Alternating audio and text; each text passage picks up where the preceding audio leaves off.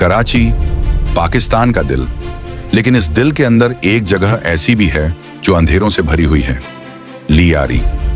तंग गलियां, पुराने मकान और ऐसे लोग जो बचपन से ही सीख जाते हैं कि यहां सिर्फ मेहनत काफी नहीं, यहां जीने के लिए सिर्फ ताकत काफी है, और ताकत कभी कानून से नहीं बंदूक से आती है। 1976 में अफशानी गली लियारी में एक लड़का पैदा होता है। नाम रखा जाता है अब्दुल रहमान बलोच। बचपन आम था मगर माहौल आम नहीं। हर गली में गैंग्स का राज, खौफ और कभी कभी आग और खून। रहमान ने छोटी उम्र से ही ये देखा कि जो पावर रखता है वही जिंदा रहता है। जवानी आते ही रहमान ने आरिफ नाजिम के गैंग से ताल्लुक बनाया। 1992 के आसपास पहली बार उसका नाम मर्डर केसेस में आता है। नदीम, अमीन, नन्नू, ये लोग रहमान के राइवल्स थे। लियारी की गलियों में एक नया नाम गूंजता है, रहमान डकैत। लियारी का असल पावर ब्रोकर था हाजी लालू। वो गैंग्स को कंट्रोल करता, सियासत से डील करता और पुलिस तक अपना इन्फ्लुएंस रखता। जब बाबू डकैत और उसके लोग हाजी लालू के लिए खतरा बने तो रहमान को आगे लाया गया। अब रहमान सिर्फ गैंगस्टर नहीं, एक पॉलिटिकल वेपन बन चुका था। गैंग वॉर्स तेज होती गई, लाशें सड़कों पर गिरती थीं, गलियां बैटलफील्ड बन गईं। 1995 में एक पुलिस रेड होता है और रहमान बच निकलता है, मगर उसके जहन में शक पैदा होता है। शक उसके अपनी मां पर जाता है और उस शक में रहमान अपनी मां का कत्ल कर देता है।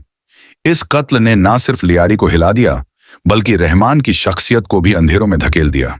फिर आती है अरशद पप्पू की कहानी, हाजी लालू का बेटा। दोनों के दरमियान नफरत और पावर की जंग होती है। लोग पब्लिक टॉर्चर देखते, वीडियो थ्रेट्स आते और लाशें सड़कों पर। लियारी एक वॉर जोन बन गई। 1997 में रहमान कोर्ट कस्टडी से फरार हो जाता है। उसका नेटवर्क हब और बलोचिस्तान तक फैल जाता है। ड्रग्स, स्मगलिंग, गैम्बलिंग, हर इल्लीगल काम से पैसा आने लगता है। रहमान अब सिर्फ लियारी का गैंगस्टर नहीं, एक रीजनल क्राइम बॉस बन गया। 2000 के दशक में रहमान ने पीपल्स अमन कमेटी बनाई। नाम अमन का था लेकिन असल काम कंट्रोल का। स्कूल्स और क्लिनिक्स भी चल रहे थे, मगर साथ ही एक्सटॉर्शन और वोट कंट्रोल भी। लोग कंफ्यूज हो जाते, ये आदमी डाकू है या रहनुमा? इसी वक्त सियासत ने रहमान को अपना बना लिया। लियारी पीपीपी का स्ट्रॉन्ग होल्ड था और रहमान यहां वोट्स कंट्रोल करता, रैलियां सिक्योर करता।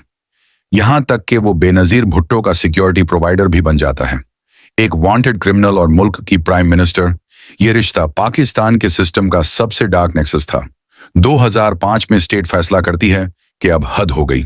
एसआईएसपी चौधरी असलम और लियारी टास्क फोर्स के जरिए रेड्स और एनकाउंटर्स शुरू होते हैं। रहमान का भाई मारा जाता है। 2006 में रहमान गिरफ्तार होता है मगर फिर से फरार हो जाता है। सिस्टम फिर फेल होता है। आखिर 2007 या 2008 में रहमान डकैत एक पुलिस एनकाउंटर में मारा जाता है। ना ट्रायल, ना अदालत, सिर्फ एक लाश और बहुत से सवाल। रहमान के बाद उजैर बलोच आता है। गैंग वॉर रुकती नहीं, सिर्फ चेहरे बदलते हैं। लियारी फिर जलता है। रहमान डकैत की कहानी सिर्फ एक आदमी की नहीं, ये सिस्टम की कहानी है जो खुद लोगों को डाकू बनाता है। जहां कानून दो कमजोर हो वहां बंदूक कानून बन जाती है। और लियारी इस बात की जिंदा मिसाल है। और याद रखो, हर अंधेरा चांद की रोशनी का इंतजार करता है। और पाकिस्तान जिंदाबाद।